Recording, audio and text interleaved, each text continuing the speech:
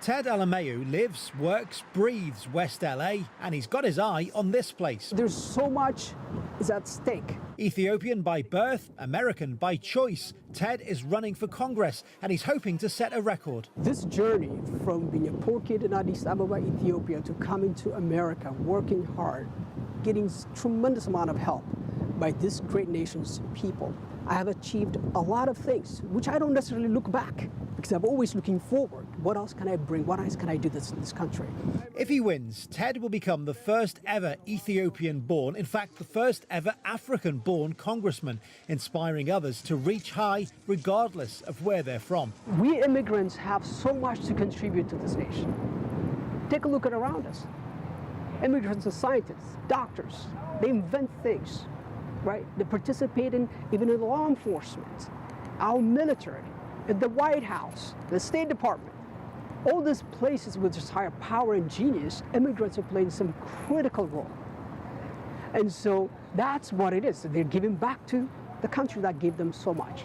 Africans still only form a small part of overall immigrant numbers here in the United States, but more and more of them are choosing to make this country their home than ever before. In fact, that figure roughly doubling with every decade that passes. That's according to new research, putting the figure at 80,000 in 1970 to around 2 million in 2015.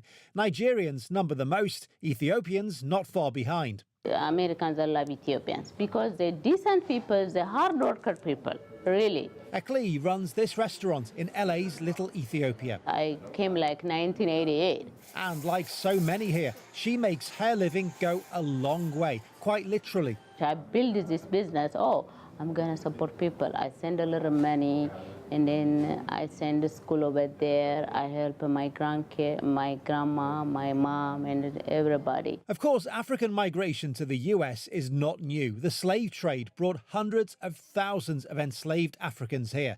But voluntary migration is relatively new, a product of the past. In the 70s and the 80s, Ethiopia had a major famine. And so America went to Africa for the rescue of the Ethiopian families. And so they brought in many refugees, and they found actually settlements for them in the United States, all over the country. And for that reason, they've come in, they've settled, they've grown into businesses, families, and now they've been able to also extend invitations for family members. As for Ted, living in the US was a dream that came true.